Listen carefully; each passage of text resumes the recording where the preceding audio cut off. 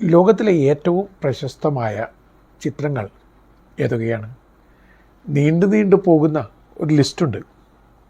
ഏറ്റവും ബെസ്റ്റിൽ ബെസ്റ്റായ ചിത്രങ്ങളിലൂടെ ഒന്ന് കടന്നു പോകാം. ആദ്യം മൊണാലിസ, ലിയനാർഡോ ഡാവിഞ്ചിയുടെ the Starry Night, Vincent van Gogh, Gustav ക്ലിമിറ്റിൻ്റെ ദ കിസ്, ലിയനാർഡോ ഡാവിഞ്ചിയുടെ ദ ലാസ്റ്റ് സപ്പർ,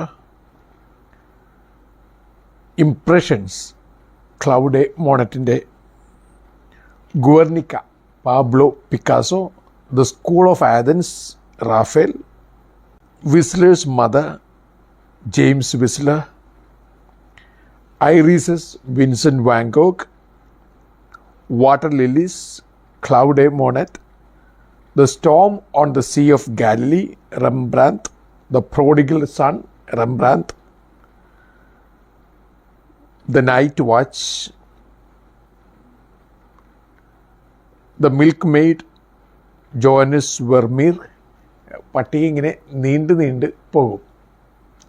ഇത് ബെസ്റ്റ് ഓഫ് ദ ബെസ്റ്റ് എന്ന് കാലം കുറിച്ചു വെച്ച പെയിൻറ്റിങ്ങുകളാണ്. ഇനി വീണ്ടും ഈ ബെസ്റ്റ് ഓഫ് ദ ബെസ്റ്റിലെ ബെസ്റ്റ് എന്തായിരിക്കും? ഇതൊരു കുസൃതി കലർന്ന ചോദ്യമാണ്, അല്പം കുഴപ്പിക്കുന്ന ചോദ്യമാണ്. അങ്ങനെ നമ്മൾ ഏറ്റവും ബെസ്റ്റിലെ ഏറ്റവും ബെസ്റ്റ് തിരഞ്ഞെടുക്കാൻ ശ്രമിക്കുമ്പോൾ ഒരേ ആർട്ടിസ്റ്റിൻ്റെ 2 പെയിൻറ്റിങ്ങുകൾ മാത്രം നിൽക്കും. നിങ്ങൾക്ക് തൽക്കാലം മറ്റു പെയിൻറ്റുകളെല്ലാം മറക്കാം. ഒരേ ഒരു ആർട്ടിസ്റ്റ് ആരാണ്? Leonardo da Vinci. അദ്ദേഹത്തെ വെല്ലുന്ന ഒരു കലാകാരൻ ഒരു പക്ഷേ ലോകത്തിൽ ഉണ്ടായിട്ടുണ്ടാവില്ല. അപ്പം അദ്ദേഹത്തിൻ്റെ 2 പെയിൻറ്റിങ്ങുകൾ നമ്മളെടുക്കുന്നു. Mona Lisa, the Last supper.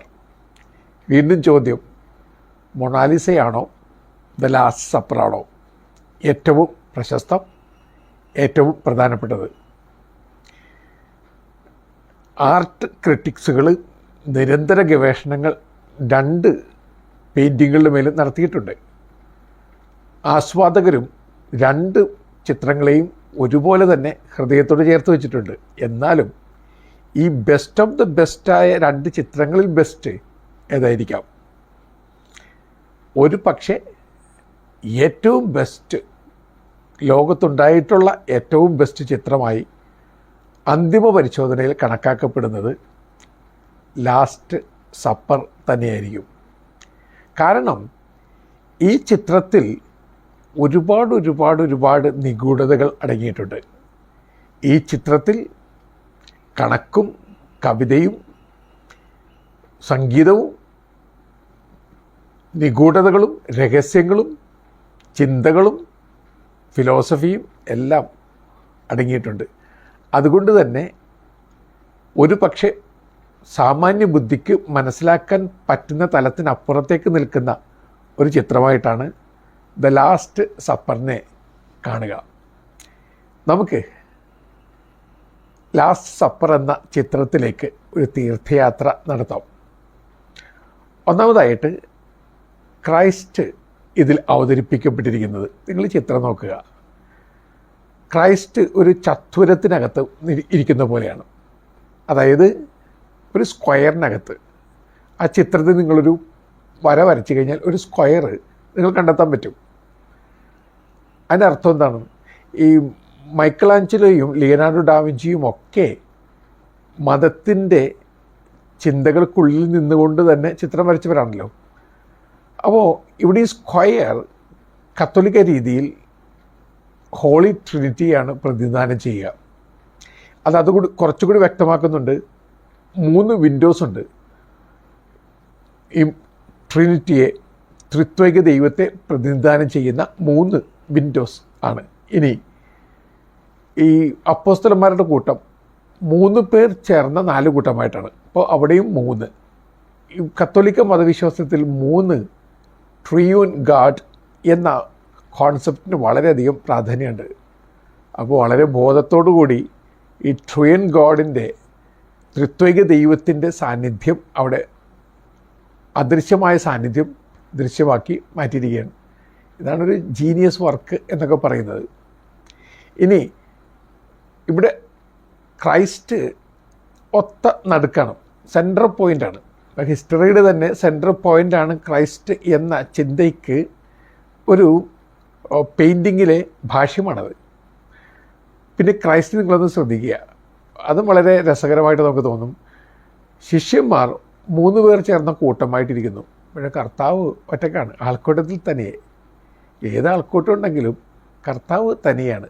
പക്ഷേ കർത്താവ് വെട്ടത്തിലാണ്.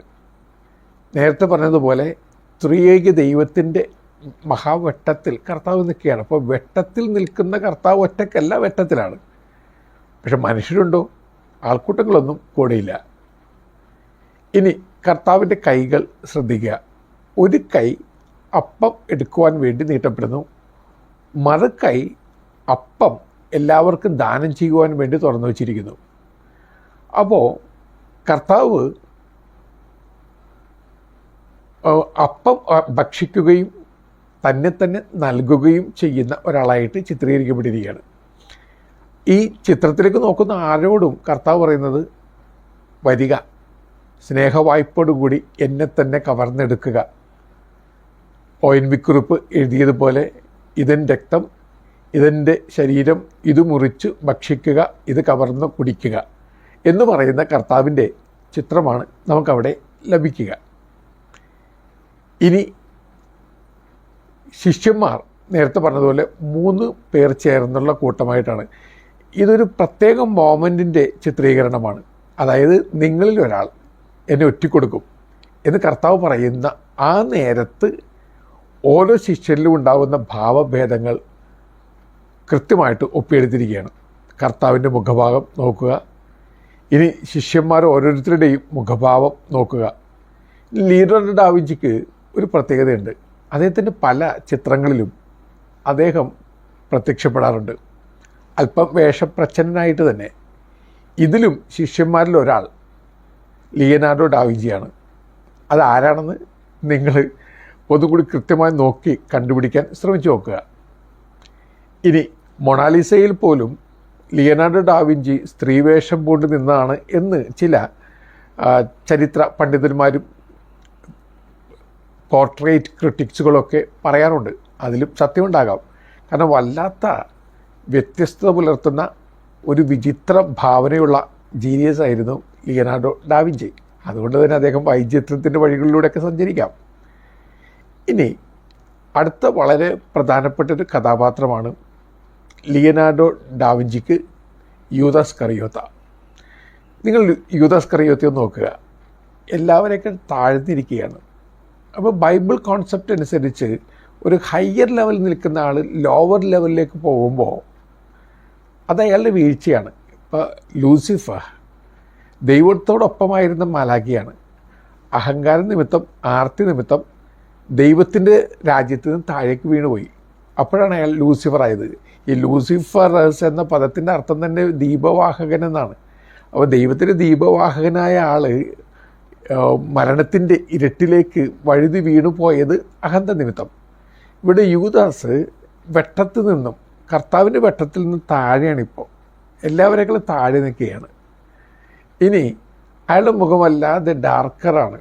ഈ യൂറോപ്യൻ കോൺസെപ്റ്റ് അനുസരിച്ച് അന്നത്തെ കാലത്ത് പ്രത്യേകിച്ചും വൈറ്റർ ആയിട്ടുള്ളത് ദൈവികവും ഡാർക്കറായിട്ടുള്ളത് അല്പം കൂടി താമസികവുമാണ്. അത് എല്ലാ കാലത്തും എല്ലാവരുടെയും ചിന്തയായിരിക്കാം. അപ്പോൾ അങ്ങനെ ഒരു ചിന്ത ഉൾക്കൊണ്ടുകൊണ്ടാണ് ഇയാളെ കുറച്ച് ഡാർക്കറായിട്ട്, ഒരു സിനിസ്റ്റിക്കായിട്ട്, മുഖമൊക്കെ അല്പം പ്രാകൃത ഭാവത്തിൽ ചിത്രീകരിക്കപ്പെട്ടിട്ടുണ്ട്. ഇനി അയാളുടെ കയ്യിൽ പണസഞ്ചി സുരക്ഷിതമായിട്ടുണ്ട്. അതിനും വലിയ പ്രാധാന്യം കൊടുത്തിട്ടുണ്ട്. മാത്രമല്ല ഇയാൾ ചിത്രീകരിച്ചിരിക്കുന്നത് ലെഫ്റ്റ് ഹാൻഡഡ് ആയിട്ടാണ്. ഇനി യൂറോപ്യൻ രീതിയിൽ അന്നത്തെ കാലത്ത് ചിന്തയനുസരിച്ച് ലെഫ്റ്റ് ഹാൻഡഡ് ആളുകൾ കുറച്ചും കൂടി ശരിയല്ലാത്തവരാണ്. ഇത് ഞാൻ പറയുമ്പോൾ ബോഡി ഷേമിങ്ങിനെ കുറിച്ച് ആരും പറയരുത്. അന്നത്തെ ഒരു ചിന്താഗതിയാണ് ഞാൻ പകർന്നു തരുന്നത്. അപ്പോൾ അന്ന് ആളുകൾ ചിന്തിച്ചത് ലെഫ്റ്റ് ഹാൻഡഡ് ആളുകൾ അത്രയ്ക്ക് ദൈവിക മനുഷ്യരൊന്നുമല്ല, അല്പം ഈവിൾ തോട്ടുള്ള, ഈവിൾ വഴികളുള്ള മനുഷ്യരാണ്. അപ്പോൾ ഇയാൾ ലെഫ്റ്റ് ഹാൻഡഡ് ആയിട്ടാണ് ചിത്രീകരിച്ചിരിക്കുന്നത്. ലിയോനാർഡോ ഡാ വിഞ്ചി തന്നെ ലെഫ്റ്റ് ഹാൻഡഡ് ആണ്. അദ്ദേഹത്തെക്കുറിച്ച് തന്നെ പറയുന്നത് ദൈവികത തൊടാത്ത പ്രാകൃത മനുഷ്യൻ എന്തൊക്കെയാണ്. അപ്പം എന്തൊക്കെയായാലും ഈ യൂദാസ്കറിയോത്തെ ചിത്രീകരിച്ചിരിക്കുന്ന ലെഫ്റ്റ് ഹാൻഡഡ് ആയിട്ടാണ്. ഇനി കർത്താവും യൂദാസ്കറിയോത്തെയും ഒരേ ബ്രെഡിലേക്ക് കൈനീട്ടിയിട്ടുണ്ട്. ഒരേ പാനപാത്രത്തിൽ നിന്ന് കുടിക്കുകയും ഒരേ അപ്പം പങ്കുവെച്ച് ഭക്ഷിക്കുകയും ചെയ്യുന്ന വ്യക്തികൾ. അതിൽ ഗുരുവിനെ ശിഷ്യൻ ഒറ്റിക്കൊടുക്കുകയാണ്. അതായത് അത്രയ്ക്ക് സൗഹൃദഭാവത്തോടുകൂടി ഒരേ കൂടാരത്തിൽ വസിച്ചിരുന്നവർ പതുക്കെ പതുക്കെ അകന്നകന്നു പോകുന്നത് എന്തുകൊണ്ട്? അതൊരു ചോദ്യമാണ്. പെട്ടെന്ന് നിന്ന യൂദാസ് ഇരുട്ടത്ത് രാത്രിയിൽ പുറത്തേക്ക് പോയി എന്ന് യോഹന്നാൻ സാക്ഷ്യപ്പെടുന്നുണ്ടല്ലോ. വെട്ടത്ത് നിന്ന് ഒരാൾ, ഒരുമയിൽ നിന്ന് ഒരാൾ പുറത്തേക്ക് പോവുകയാണ്. ഇനി യൂദാസ്കറിയോത്ത് വെപ്രാളപ്പെട്ട് എന്തൊക്കെയോ ചെയ്യുന്നതിനിടയിൽ നിങ്ങൾ ചിത്രത്തിൽ മറ്റൊരു കാര്യം കാണുന്നുണ്ട്. ഈ ഉപ്പ് താഴേക്ക് വീണ് ഊർന്നു പോകുന്നു. ഈ ലേവ്യരുടെ പുസ്തകവും പുറപ്പാടിൻ്റെ പുസ്തകവും ഒക്കെ അനുസരിച്ച് ഉപ്പ് വാഗ്ദാനത്തിൻ്റെ, സത്യസന്ധതയുടെ, ഉടമ്പടിയുടെ ഒക്കെ പ്രതീകമാണ്. അപ്പോൾ റോമൻ പാരമ്പര്യത്തിലും യഹൂദ പാരമ്പര്യത്തിലും ആഫ്രിക്കൻ പാരമ്പര്യങ്ങളിലും ഒക്കെ ഉപ്പ് ഊർന്നു പോവുക എന്നതിൻ്റെ അർത്ഥം സൗഹൃദം നശിപ്പിക്കുക, ഉടമ്പടി നശിപ്പിക്കുക, ബാഡ് ലക്ക് സ്വന്തം പ്രവൃത്തികളിലൂടെ സ്വീകരിക്കുക എന്നൊക്കെയാണ്. ഇവിടെ ഈ മനുഷ്യൻ സൗഹൃദഭാവം വെടിഞ്ഞു, ഉടമ്പടി ലംഘിച്ചു, അങ്ങനെ ഇരുട്ടിലേക്ക് സ്വയം പോവുകയാണ്. അയാൾക്ക് ബാഡ് ലക്ക് വഴിയിൽ കാത്തിരിക്കുന്ന അവസ്ഥയാണ്. അതാണ് ഇവിടെ ചിത്രീകരിക്കപ്പെടുക. ഇങ്ങനെ യൂദാസ്കറിയോത്തയിലൂടെ തന്നെ ഒരു വലിയ പ്രബന്ധാവതരണം നടപ്പിലാക്കപ്പെടുകയാണ് ഈ ചിത്രത്തിൽ. ഇനി അടുത്ത വളരെ രസകരമായിട്ടുള്ള കാര്യമുണ്ട്. അത് ഓക്സ്ഫോർഡ് യൂണിവേഴ്സിറ്റിയിൽ ഡോക്ടറേറ്റ് പഠനം നടത്തിയിരുന്ന വലിയ സംഗീതജ്ഞനായിരുന്ന ജിയോവന്നി മരിയ പാല എന്നയാൾ നടത്തിയൊരു പഠനമാണ്. അദ്ദേഹത്തിൻ്റെ പഠനം തന്നെ ഈ ലാസ്റ്റ് സപ്പറിൽ ഒളിച്ചിരിക്കുന്ന മ്യൂസിക്കിനെ കുറിച്ചാണ്. അദ്ദേഹം പറയുന്നത് അതിൽ ബ്രെഡ് പീസസ് ആയിട്ട് വരച്ചേർത്തിരിക്കുന്നത് കോഡ്സാണ്. ഒരു മ്യൂസിക് നോട്ടാണ് അതിൽ കാണുന്നത്. ഇത് അദ്ദേഹം തെളിയിക്കുകയും ചെയ്തു 2010 അതിൽ നിന്നും കണ്ടെത്തിയ ഈ മ്യൂസിക് നോട്ട് പൈപ്പ് ഓർഗൻ വായിച്ച് ഒരു 40 സെക്കൻഡ് മ്യൂസിക് പീസായിട്ട്, മെലഡി ആയിട്ട് അവതരിപ്പിക്കപ്പെട്ടു. എങ്ങനെയുള്ളൊരു മ്യൂസിക് പീസായിരുന്നു? യൂദാസ്കറിയോത്തയുടെ ഒറ്റലിനെക്കുറിച്ച് ഓർത്ത് കർത്താവിൻ്റെ വിലാപം പോലെയുള്ള വളരെ ലോ പിച്ചിൽ തുടങ്ങി ഹൈ പിച്ചിലേക്ക്, ഉച്ചസ്ഥായിയിലേക്ക് ഉയരുന്ന ഒരു നോട്ട്. അപ്പോൾ കർത്താവിൻ്റെ ഹൃദയത്തിൻ്റെ വ്യഥ ഒരു ഉച്ചസ്ഥായിയിലുള്ള പാട്ടാക്കി പകർത്തി അതുപോലും ചിത്രത്തിൽ ഒളിപ്പിച്ചു വച്ചിട്ടുണ്ട് ജീനിയസ് ആയിട്ടുള്ള ഈ ആർട്ടിസ്റ്റ്. ഇനി ഇതുപോലെ കൗതുക കാഴ്ചകൾ നിറഞ്ഞു നിൽക്കുന്ന ഒന്നായിട്ട് ഈ ലാസ്റ്റ് സപ്പർ മാറിയിട്ടുണ്ട്. മിലാനിലുള്ള ഡൊമിനിക്കൻ ആശ്രമത്തിലെ സന്ത മരിയ ദലഗ്രാസി എന്ന കൊച്ചു ഡോർമെട്രിയിലാണ് ഈ ചിത്രം പ്രദർശിപ്പിച്ചിരിക്കുന്നത്. അധികം ആളുകളൊന്നും ഇതിനെ കാണാനായിട്ട് അനുവദിക്കാറില്ല. ഒരു ദിവസം മാക്സിമം 1200 പേര്, അത്രയുമേ അനുവാദമുള്ളൂ. കാരണം ഒരുപാട് പേരെ ഇത് കാണിച്ചു കഴിഞ്ഞിട്ടുണ്ടെങ്കിൽ വലിയ പ്രശ്നമാണ്. പല പ്രാവശ്യം ചിത്രം നശിപ്പിക്കപ്പെട്ടിട്ടുണ്ട്. 1999 ഇതിൻ്റെ റെസ്റ്റോറേഷന് വേണ്ടി 22 വർഷക്കാലം 50,000 മണിക്കൂറുകളെടുത്തു. കാരണം അത്രയ്ക്ക് സുന്ദരമായ ഒരു ചിത്രം റെസ്റ്റോർ ചെയ്തെടുക്കണമെന്നുണ്ടെങ്കിൽ അത്രയ്ക്ക് പണിപ്പെടണം. അതുകൊണ്ട് തന്നെ ഇനിയും ലാസ്റ്റ് സപ്പർ എന്ന ചിത്രം നശിപ്പിക്കപ്പെടാതിരിക്കുന്നതിന് വേണ്ടി വളരെയധികം ശ്രദ്ധ എടുക്കുന്നുണ്ട്. ഇനി വളരെ രസകരമായ മറ്റൊരു കാര്യം കൂടിയുണ്ട്. ഈ ക്രിസ്തുവിൻ്റെ മുഖത്തേക്ക് നിങ്ങളൊന്ന് നോക്കുക. പിന്നെ കുനിഞ്ഞിരിക്കുന്ന യൂദാസ്കറിയോത്തയുടെ മുഖത്തേക്കും നിങ്ങൾ നോക്കുക. എന്തെങ്കിലും സാമ്യം നിങ്ങൾ കാണാൻ പറ്റുന്നുണ്ടോ? പ്രഥമ ദൃഷ്ടിയിൽ നിങ്ങൾക്കൊരു സാമ്യവും കാണാൻ പറ്റില്ല. പക്ഷേ ചില സാമ്യങ്ങൾ ഉണ്ട്, വലിയൊരു സാമ്യമുണ്ട്. ലിയനാർഡോ ഡാവിഞ്ചിയുടെ ഏറ്റവും പ്രിയപ്പെട്ട ശിഷ്യനായിരുന്ന സാല എന്ന് പറയുന്ന യുവാവാണ് കർത്താവിൻ്റെ മോഡലായി മാറിയത്. പിന്നെ എപ്പോഴോ സാല ലിയനാർഡോ ഡാവിഞ്ചിയുമായിട്ട് വഴക്കിട്ട് അയാളുടെ സ്റ്റുഡിയോ വിട്ടു പോകുന്നു. പിന്നെ ഒരു വഴക്കാളിയായി തെമ്മാടിയായിട്ടൊക്കെ ജീവിക്കുന്നു. കുറേ കാലം കഴിഞ്ഞിട്ട് യൂദാസ് ഇസ്കറിയോത്തി ചിത്രീകരിക്കണം. ഇദ്ദേഹത്തിൻ്റെ തന്നെ സ്റ്റുഡൻസിൽ ഒരാൾ തെരുവിൽ തല്ലുപിടിക്കുന്ന ഒരു യുവാവിനെ, ക്രുദ്ധ ഭാവമുള്ള പ്രാകൃത വേഷമുള്ള വല്ലാത്ത വന്യഭാവങ്ങൾ ഒളിപ്പിച്ചിരിക്കുന്ന ഒരാളെ കണ്ടെത്തി. അയാളെ സ്റ്റുഡിയോയിലേക്ക് കൂട്ടിക്കൊണ്ടുവന്നു. അയാളുടെ മുഖം ആപ്റ്റാണ്, യൂദാസിന് ചേർന്നാണ്. അത് നോക്കി വരക്കാൻ തുടങ്ങിയപ്പോൾ അയാൾ വിതുമ്പിക്കരയാൻ തുടങ്ങി. സാർ, എന്നെ അങ്ങ് തിരിച്ചറിഞ്ഞില്ലേ? ഞാനിവിടെ വന്നിട്ടുണ്ട് സാർ, ഞാനിവിടെ ഇരുന്നിട്ടുണ്ട് സാർ. അപ്പോൾ ഡാവിഞ്ചി ചോദിക്കുന്നു, നീ ആരാണ്? ഞാൻ ഈശോ ആയിരുന്നു സാർ. അപ്പോഴാണ് സാലയെ ലിയനാർഡോ ഡാവിഞ്ചി തിരിച്ചറിയുക.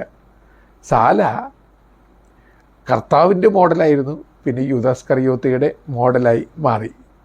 അതും ഒരു പ്രതീകാത്മകതയായിട്ട്, ധ്യാന വിഷയമായിട്ട് മാറുന്നുണ്ട്.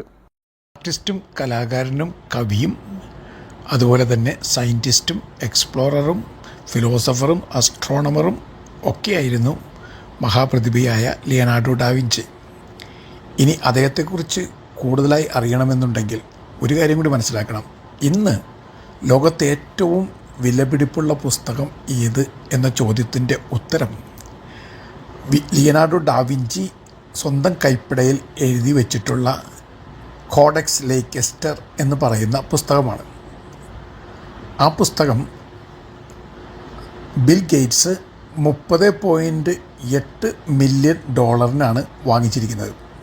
72 പേജുള്ള പുസ്തകത്തിൽ അദ്ദേഹത്തിൻ്റെതായ 300 ഇലിസ്ട്രേഷൻസ് ഉണ്ട്. അതിൽ അസ്ട്രോണമി, വാട്ടർ മൂവ്മെൻറ്റ്, ഫോസിൽസ് തുടങ്ങി എല്ലാ വിഷയങ്ങളെക്കുറിച്ചുള്ള പ്രതിപാദ്യങ്ങളുണ്ട്. സയൻസിനും ആർട്ടിനും ഇടയിലുള്ള പാലം പോലെയുള്ള ഈ പുസ്തകം ഇപ്പോൾ ബിൽ ഗേറ്റ്സിൻ്റെ അപൂർവ വസ്തുക്കളുടെ ശേഖരത്തിൽ ഉണ്ട്. എനിക്ക് കേൾക്കുന്ന പ്രിയപ്പെട്ടവരെ, എല്ലാവരും ദൈവികതയിലാണ് യാത്ര തുടങ്ങുന്നത്. പതുക്കെ പതുക്കെ ദൈവികത വെടിഞ്ഞ് പ്രാകൃത ഭാവങ്ങളിലേക്ക് തെന്നി വീണ് പൈശാചികത്വം സ്വീകരിച്ച് സ്വത്വം തന്നെ ഇല്ലാതാക്കി പിന്നെ ഇങ്ങനെ നിലവിട്ട കാറ്റ് പോലെ ചലിച്ചുകൊണ്ടേയിരിക്കും. എനിക്കും ആ മാറ്റം വന്നിട്ടുണ്ടാകാം, നിങ്ങൾക്കും ആ മാറ്റം വന്നിട്ടുണ്ടാകാം. ഏതായാലും ഈ ചിത്രത്തെ ഹൃദയപൂർവ്വം ധ്യാനിക്കുമ്പോൾ അവസാനം ചെന്ന് നിൽക്കുന്നത് നമ്മിൽ തന്നെയാണ്. അങ്ങനെ തന്നെ വേണം. അങ്ങനെ നമ്മിലേക്കൊരു യാത്ര നടത്താൻ ഈ ചിത്രവും നമ്മെ സഹായിക്കട്ടെ. നല്ല യാത്ര നേരുന്നു.